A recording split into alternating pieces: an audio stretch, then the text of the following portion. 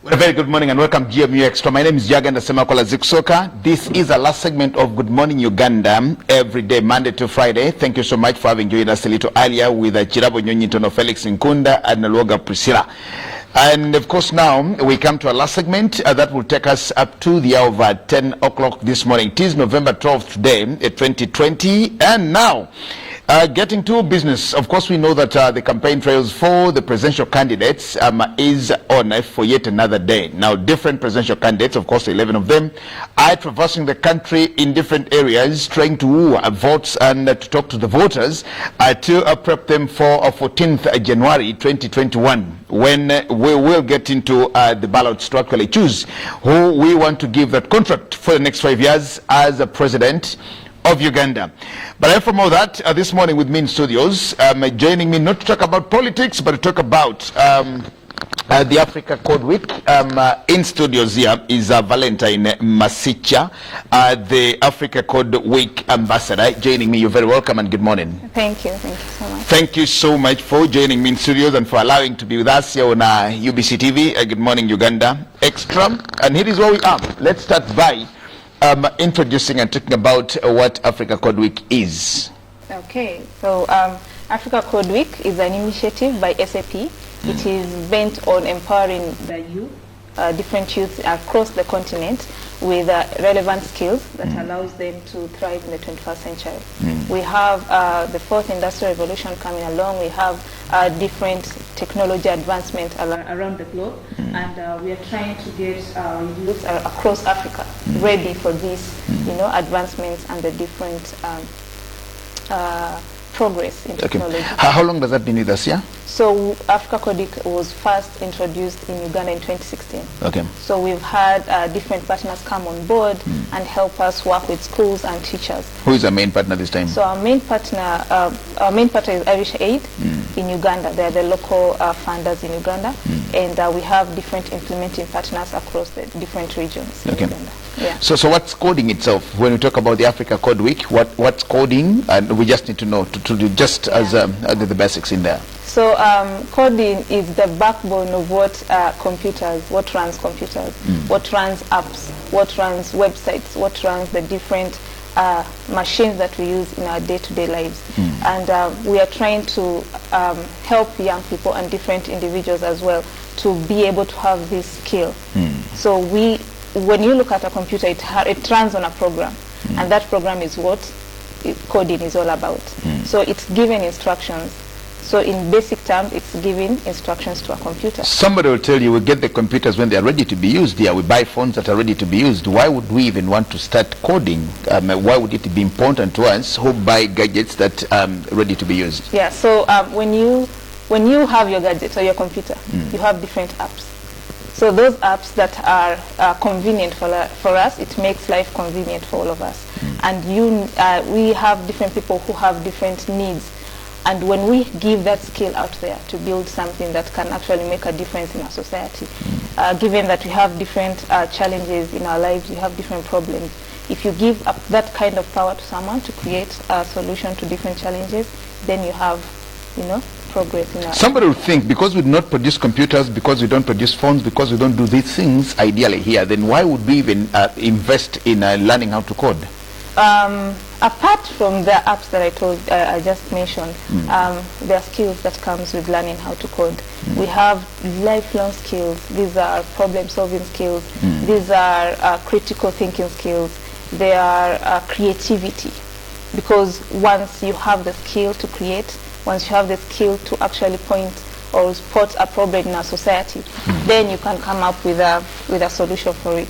So there is that aspect of creativity, problem solving skills. There is the critical thinking skills that comes with learning how to code.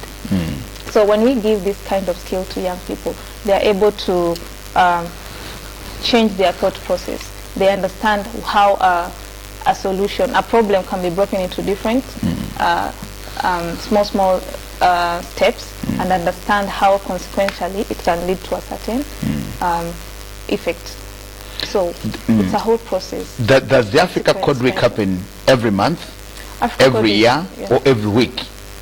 So Africa Code Week happens once per year. It's a code week.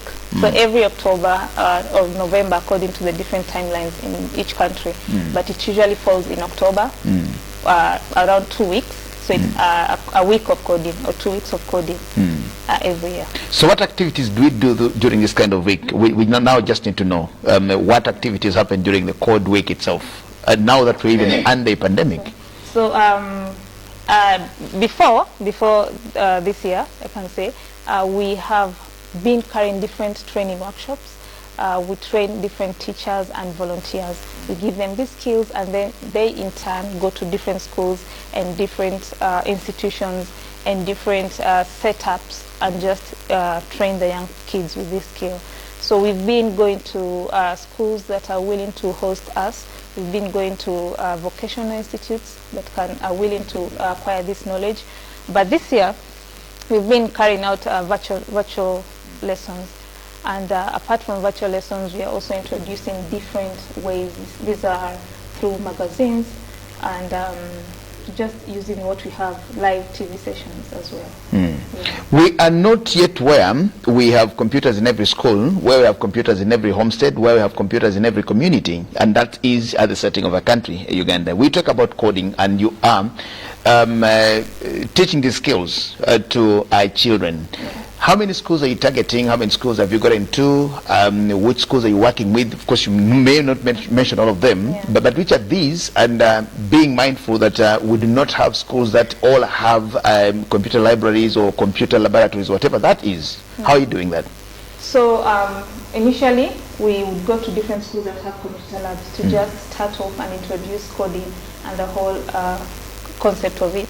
And then now we found ourselves, as we are penetrating in different regions around Uganda, we have had teams that carry laptops to just go into the remote areas and have young people share, maybe a group of 5 or sometimes 10, just share a laptop and just get that, exposure to this is coding and this is what it can do. And this is what, if you acquire these skills, you can make. How many schools are you working with? So approximately 200 plus. Are across Kampala, and then in Western region we got to around 20 schools. In Karamoja and the Albertine region we have worked with around 10 schools.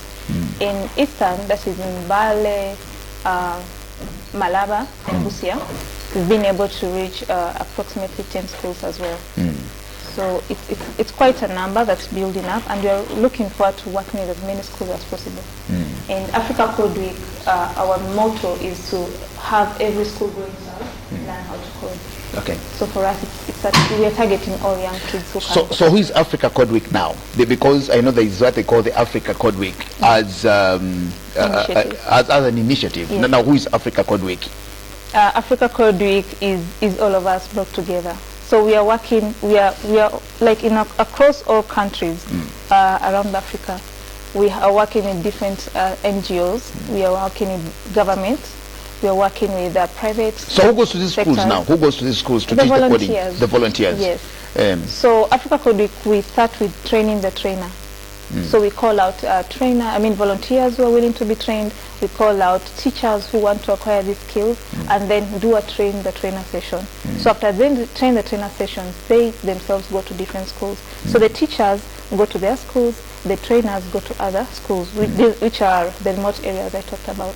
Why is the government in what you're doing? I don't see the Ministry of ICT, I don't see the Ministry of Education, I don't see the National Curriculum Development Center. All these, your partners, are they in there, or something's happening? Because you may come to school where we just fixated to what the NCDC gave to us. We are fixated to what the Ministry of Education says. We are fixated to the government pattern, and that's where we are. Yeah, so when Africa Code Week was introduced in Uganda, we had... in 2015? In 2016. 2016. We had NITA on board. We had some officials at Makerere University. And then we've been having a back and forth communication with the Ministry of ICT, as well as the Ministry of Education. So as much as we are going to schools and trying to equip our teachers with these skills, we are also trying to actually get the government to back us up. in different countries around the continent, mostly West Africa, and I think some countries in East Africa have the government backing them up, which makes it easy. So in Uganda, we are still trying to get a level ground. How have you been received, yes, in the schools where you're working? 200 schools, 50, 40, something, you have about 300 schools. How have you been received? And I just want to know how you actually even penetrate to get there in these different schools where you get, as volunteers, as NGOs and things. How do you manage to get there? So the implementing partners, some of the implementing partners we work with actually have coding activities as their main activities. And they are working with schools themselves. So they have partner schools that we just go in and tell them we have a free training for a week in your school. So the school is already familiar. Some of the schools are already familiar with what coding is. The schools that are not, there's that awareness that we go and do at school. We just ask for a day to introduce it to the head of the schools, to introduce this to the students. And when they actually have a feel of what it is, then they welcome. Schools have a problem to get involved and entangled in things that they are not going to examine at the end of the year, or at the end of the semester, or at the end of the term.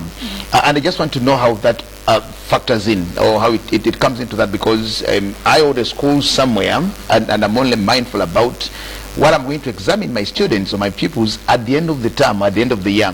And I'm thinking now volunteers are coming to teach us a thing that I think is actually good. Yes. But I would love to put in effort, put in time, invest in something that they know is not going to actually give them marks at the end of the day. It's not going to feature anywhere. I'm only thinking. So how are you managing that? Because to me, I think that is also very important. This is where now the school heads need that sit down and letting them know what technology does. And at this point where we are with the COVID going around different countries, we know that technology is quite important. And in as much as it has its negative aspect to it, it has also opened eyes to many people. So initially we had schools who were not interested, like you said, but we have that is what Africa Code is all about, just to bring awareness to the benefits, excuse me, to the benefits of coding. So it's an ongoing process to try to get change in mindsets and allowing other people to actually see the benefits of allowing the young people to learn how to code. So it's, in as much as it's a struggle to change mindsets and the rigidity of accepting this new norm, there's still progress in as far as Africa Code is concerned. How easy is it to actually learn coding? Because I understand what coding is, because it's me. Yes. I am imagining and think about a parent who possibly may be watching this program now, and they want to teach the children how to code. Yes. How easy is it to learn how to code? And when we talk about coding itself, then what is this thing that we are actually talking about? Because many students today who go to university and they do ICT, they do technology-related courses, many of them will tell you, I am an apps developer, that's what all of them do now. Everybody who studies ICT at the university comes out as an apps developer.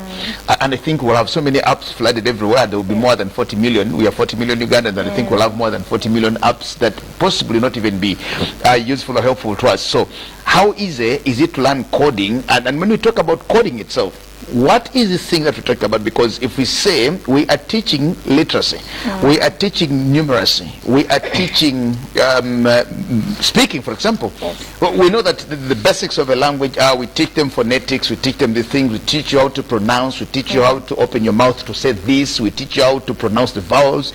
But when it comes to coding, we just want to know how easy it is, and what are these things that we say we're actually getting into. Because it's not as easy as learning English, because with English, I know that if I grasp the alphabet, then of course I'll now start putting the vowels together and bringing the vowels and the consonants to get a word out of that, learn how to pronounce, and eventually I'll start speaking English. Okay. So that's a good question.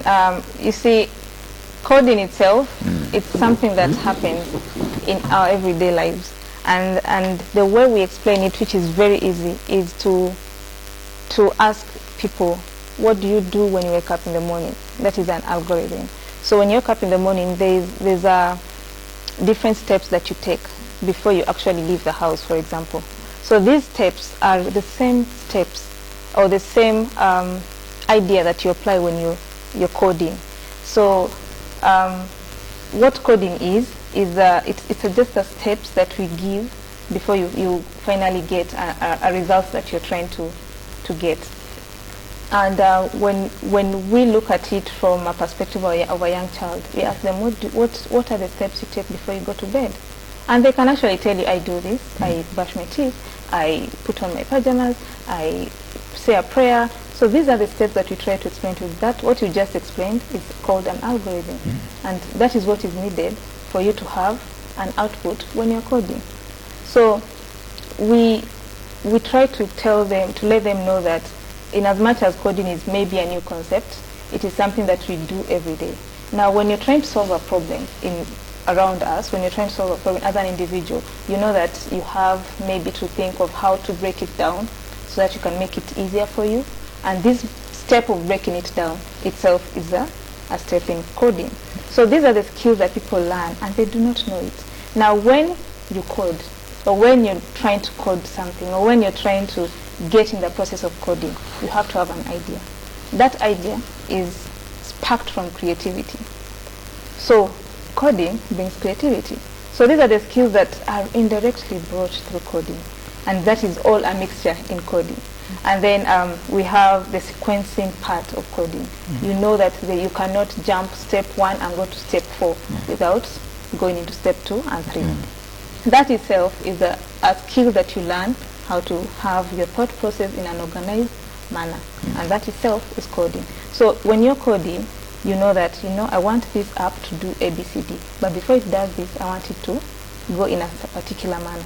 So we are trying to have our kids learn these skills, that even if they don't get into IT or something related to technology, they have acquired skills that allows them to work with partners, work with teams, work collaboratively with other people, because they have these skills that they learned as they were coding or learning how to code.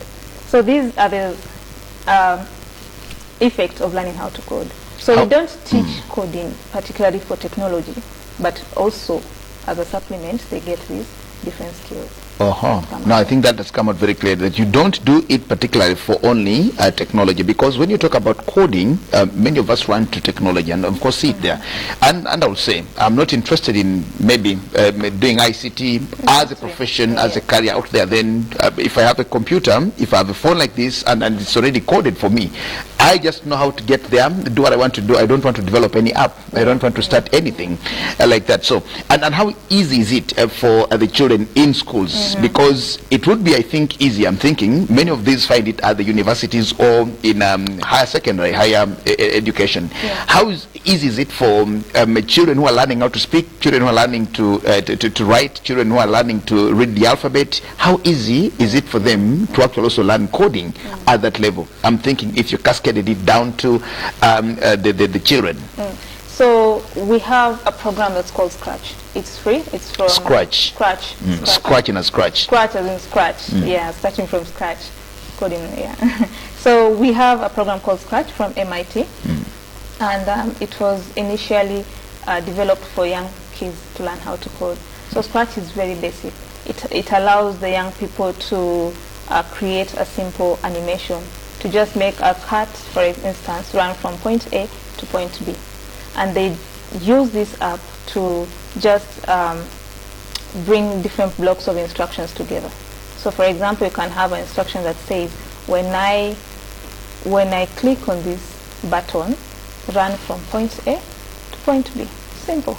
And that is enough for the young people. So that itself is just a simple way to introduce coding to our young people. And it was, as much as it was developed for the young people, now that's what we use to also introduce coding to our trainers and the different volunteers who want to just learn the basic concepts of training and to also of coding, and to also teach it to the young people. Must I have some computer knowledge before getting into that, or I can actually learn coding without a computer knowledge anyhow? No need to have any computer knowledge, no need to have a degree or a certificate or a diploma in computer or ICT or computer science. It's very basic. As long as you can write and read that's enough. That's Okay. enough. Yeah. Okay. Now getting back to what is happening in the Africa Code Week itself, I want to see what is in this thing for the youth, for example, because all the solutions that we're trying to provide to them have to answer a very big and broad question, which is global, called youth unemployment, and I think that's what it is. And maybe because once we answer youth unemployment, then we can actually manage livelihoods wherever we are. How do the youth fit in? What is in this thing called Africa Code Week for the so many youth that we have out there who do not have degrees in computer, but they've at least gone to school. They have a degree in anything, they have a certificate in anything, they've at least gone to school and learned something or a skill of sorts. Yeah, so I can speak from the experience I've had with working with different volunteers. We've had different volunteers come from different, backgrounds. And once they were introduced to this, just for volunteering purposes and just to train young people, this within themselves has been able to spark interest in coding.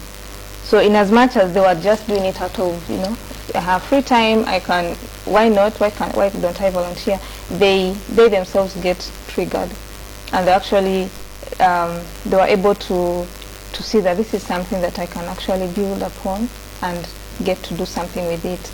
We've had volunteers who've gone ahead and started their own not-for-profit NGOs, just to have a training session where they carry out different holiday coding boot camps and just have that for young people. And then we have other people who have actually ventured into IT-related courses just to build themselves up with the different skills in IT to have to actually go ahead and get remote jobs. Okay, and then we have those ones who have just upskilled themselves and became freelancers. So there are different ways you can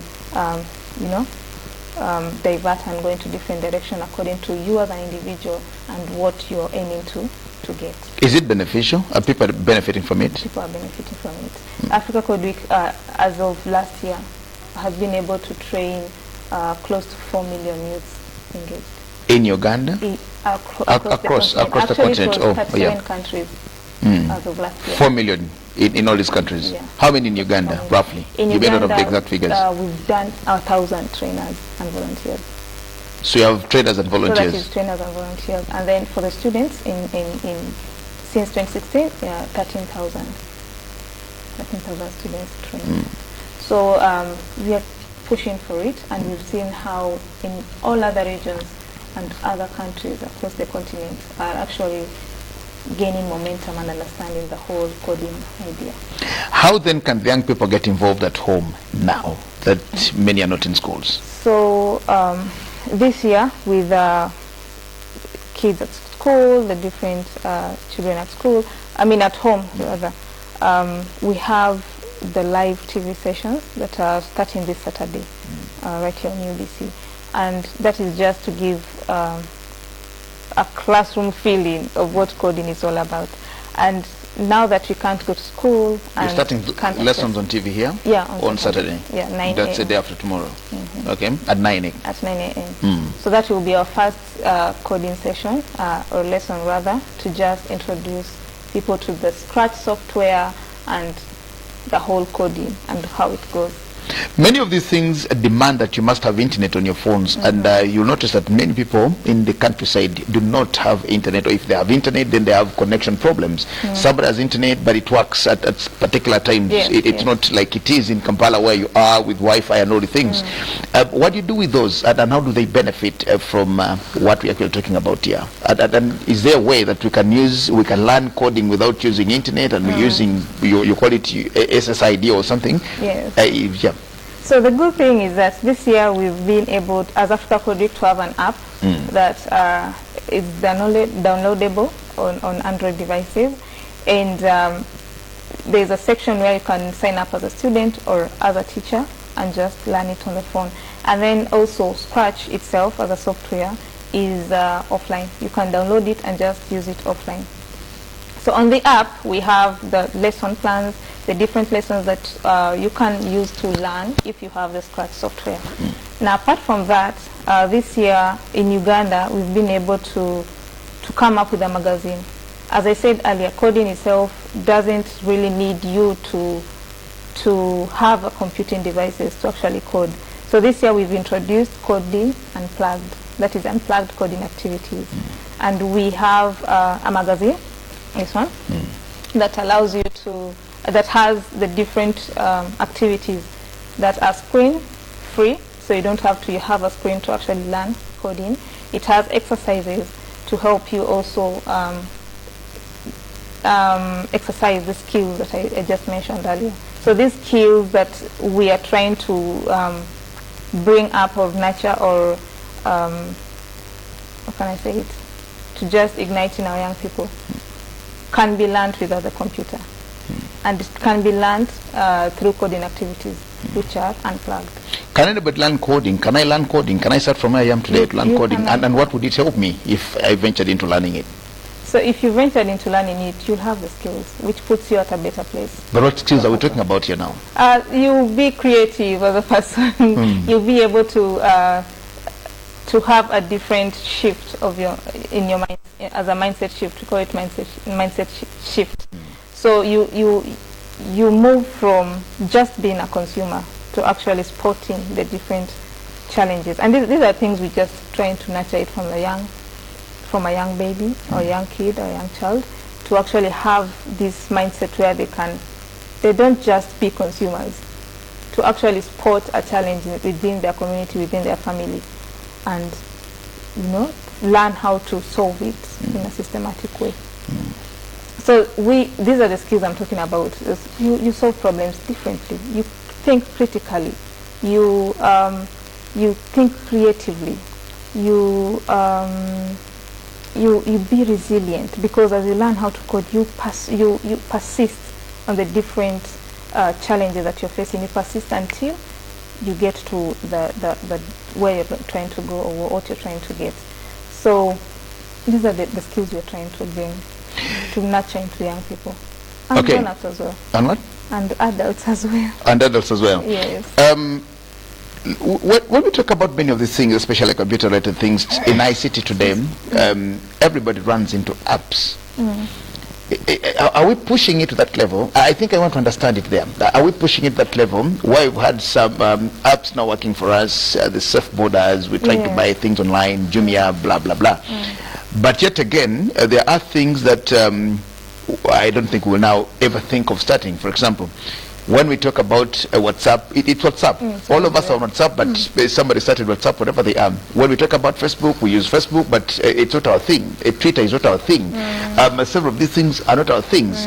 Are we teaching our children to try something that can be customized, that can be tailor-made for our societies, that we can talk amongst ourselves and we have nothing to do with WhatsApp, we have nothing to do with those things, or I don't know, we're just trying to, feel relevant, that we also, because we have a problem with what you're calling the fourth industrial revolution that is coming on. And my President Museveni has actually talked about this thing, that we are pushing our children into learning computer, but we're forgetting, I will not put on a computer if I'm coming to work. I will not possibly actually use a computer to eat if I'm actually eating. I need to wash my hands and get food on the plate. It will not be computer. I will not develop a computer and sit there and ask this computer to actually fill my stomach and I get satisfied. There's other things that will not run away from, even when we're putting a lot of emphasis on that. Are all these efforts pushing us to getting there, or we're only just trying to look relevant in these things? So what I think the misunderstanding is in assuming that coding is all about computers and just learning how to operate or create apps and websites. But like I mentioned at the beginning, the machines that we use every day, the fridge itself was programmed to do what it's supposed to do. A camera was programmed to do what it's supposed to do. So coding is just the basic. It's just. And I would like to ask myself a question. If the fridge was programmed to do what it does, then I have nothing to change in the fridge. Open it, drop it my things, then shut it. come in the evening, pull it. But someone built a program for you exactly. to do That's very beautiful. Yes. So are we resting to actually now learn how to possibly make a fridge or do all the things, because we're trying to innovate and do a number of things here. Yes. So this basic coding just puts the basic of creativity and innovation and everything. What the young people do with it is a surprise to us. So for us, what we're supposed to do is expose them to the different, to this exact skill, and then allow them to think outside the box, and to think outside the box based on where they are. Where we are as Ugandans, as I can say, if I am a young child, I know the different challenges I face myself. I know the different challenges my family members face.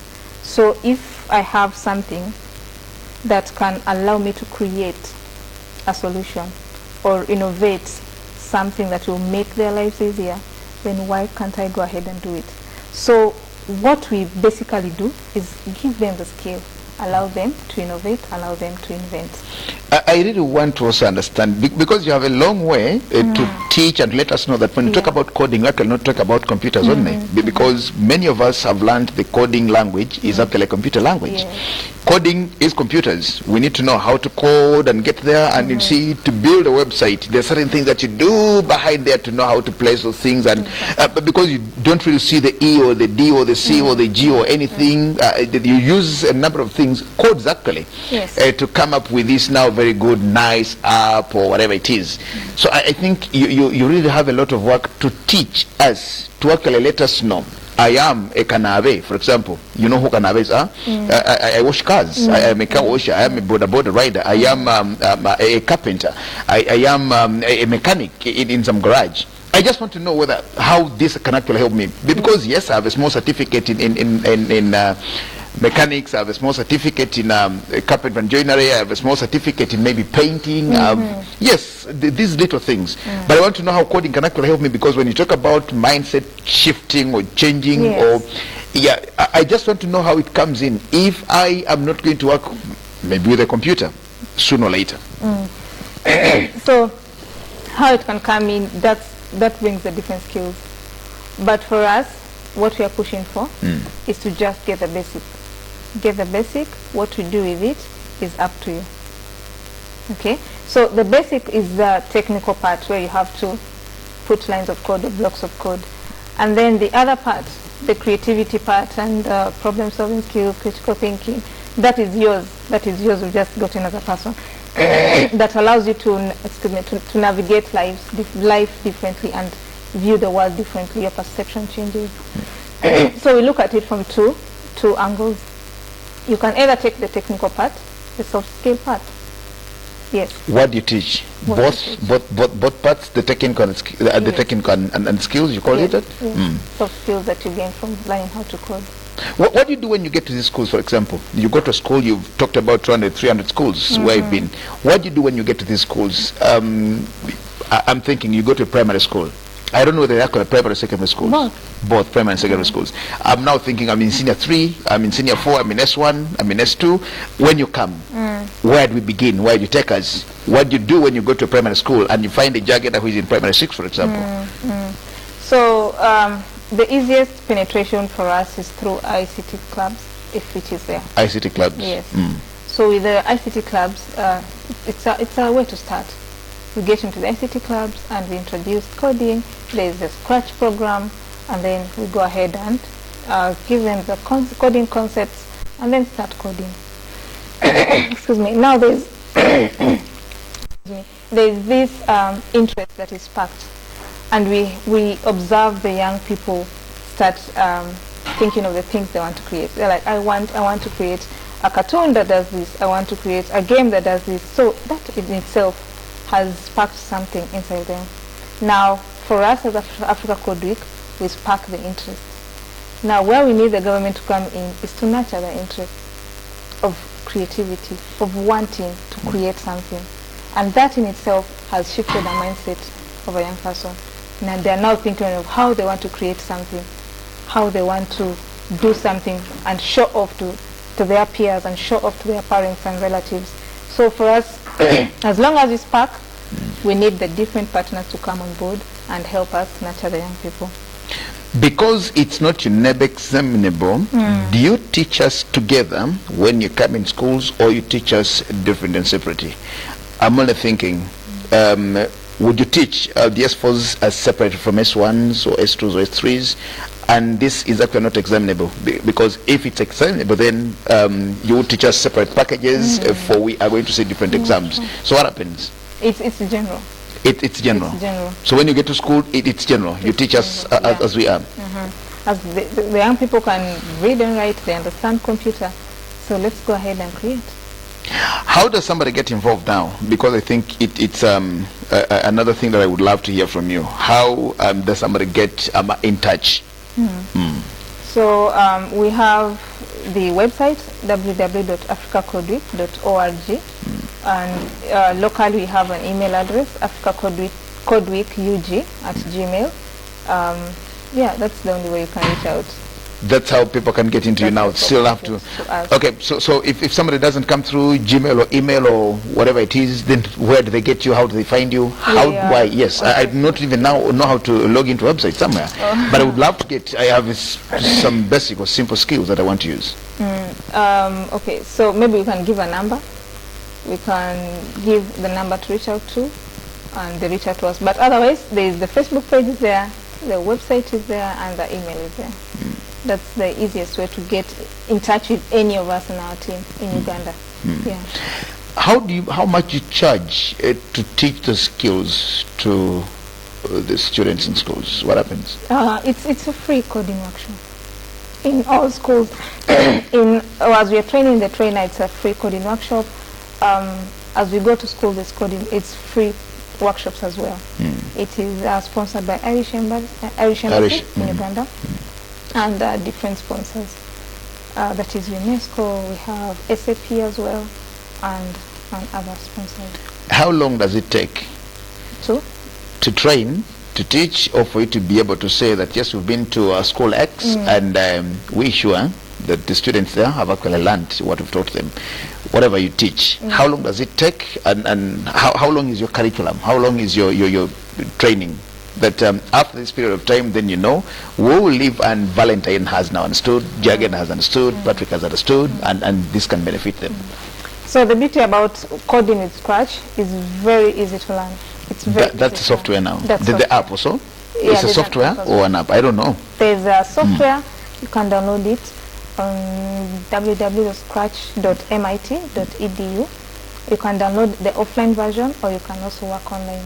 That is the software for the computer. And then there's an app as well. There's Africa Code Week app, and there's a Scratch app as well. But how long will it take when you go to school somewhere? When you download this app, it takes you, as an adult, when we train the trainers, a day is enough to just get the basics. A day is enough. And then the rest is just to enjoy and play around with the different instructions and blocks of code and different animations around this. What do you do when you go to these schools? Do you go to train trainers, or you go to train the students? When you go to schools, you train the students. You train the students? Yes. And how long does it take to train the students, to understand? A week of coding. So if a school gives us 2 days per week, it's enough to introduce coding. 2 days per week? Yes. And the duration of an hour, 2 hours, 3 hours every day or so? An hour. An hour? An hour or 2 hours. 2 hours at most. 2 hours at most is enough. And that's what we are going to do on Saturday. It's just the 2 days. It's on this Saturday and the next coming Saturday. An hour, 2 hours rather, of introducing coding and the Scratch software, and then the process of coding as well, user interface and everything. So who will you be targeting next Saturday? Sorry, on Saturday and Saturday. Yes. Who will you be targeting as you're teaching on TV? You are targeting everyone. So a parent can tune in and learn it to help their kids when they learn how to. Can I learn with my son? Can I learn with my daughter? You can learn with your daughter. And we learn the same things? Yes. At the same time? At the same time. And you'd be surprised that a child can even grasp it faster than a parent, which is why we are getting it for young people. Do you have testimonies of where you've been? And would you share some of those testimonies of where you've been in the so many schools that you've gone to, and how it is played out, how it's worked out, and how it's benefited them? So we there are so many testimonies. We have young people who still call us to go back, and this calling out for us to find a way to make it, a systematic, an occasional thing. So we have schools around Kampala which are not satisfied with the 1 week of code. They would rather have it often than once per year. And then we introduced it last year in Western Uganda. So many young people were excited about it. So many schools liked it. Excuse me. And we are now working on how to make it more sustainable. That's why we are looking towards equipping as many teachers as possible, because teachers are the backbone. So if we equip the teachers, they can actually make it more continuous. Yeah. Is it a package of sorts that when I've never studied anything about coding, here is where I start and here is where I stop? Is it a package of sorts, or it's like preaching a sermon in church? I'm only thinking because you come to church today and I'm talking about faith, then that's what you listen to. Yeah. If you come to church the other day and I'm preaching about prayer, then that's what you listen to. If you come to church and we're teaching about Thanksgiving, then that's what you take. Is there a curriculum of sorts that for 2 weeks or for 3 weeks or for this period of time, for somebody to be able to learn coding, they start with the basics? Yeah, there is an introduction, and when they go through this, then they'll be there. Apart from just knowing that, yes, we do coding, and you can't jump from 1 and go to 4 without going through 2 and 3. Yes. So Africa Code Week is awareness. It's an awareness campaign. Now, us as partners in Uganda, we are now looking towards making it something that is continuous. Now, when it's continuous, as we have just done, Africa Code Week has done the awareness bit. Okay. We have introduction to coding with Scratch, and then we build on it. We can move from making a catwalk to actually making it calculate for us, to making us understand sciences. Like, it's a whole build-up. So we start from the basics, and then we keep on building continuously. Technology changes every day, and it's advancing every day. So you can't say that there is an end to it. You just keep on building on what you know, to intermediate, to advanced, to AR, to VR. Okay. Yeah. Well, as we're getting ready to wind up, take us through again what the week is all about, the different activities, how you're going to do them, and possibly where you're going to be doing them from. Okay. So Africa Code Week has an awareness, coding awareness campaign, empowering young people into technology and different skills for the 21st century. Excuse me. We are doing different virtual workshops with different implementing partners. So we are online, we are on Zoom, we are on Facebook, doing different workshops for the young people and the volunteers who are interested in it. And we are also introducing the magazine, which is easier for everyone around who can't access computing devices. We are issuing out magazines. Different partners in different stations are going to announce where we are going to spread them out at. And if you follow us on Facebook, they're going to be able to find out where we are going to distribute them from. We are having a launch of it next week, and hopefully we'll cover it with UBC. We have the live session on Saturday, this Saturday and the next coming Saturday, where we'll just have a classroom sort of setting and introduce coding in Scratch. Where do you see finally the Africa Code Week initiative in the next 5 years in Uganda? Where do you see? So in Uganda, we see it having attained what we really wanted to attain, and that is having coding in our curriculum in all schools. So if you have it in all schools, then we have... You're engaging the ministry? Yes. Are you engaging the ministry? We are. We have been engaging the ministry. Okay. Yeah. Thank you so much. Your final comments to what we've said here today before you leave studios. Okay. So my final comment is that every adult who has a young child or who has a young learner at home or has access to a young learner, to just bring this knowledge to them, to allow them to explore how to code, how to be a creator, and how to understand the technology they excuse me, the technology they interact with every day, is made, and to actually have them appreciate it. Okay. Yeah. Well, I want to thank you so much, Valentine Masicha, the Africa Code Week Ambassador. Is that so? Yes. Your name is Masicha, yes. and I said it right. Yes, Masicha.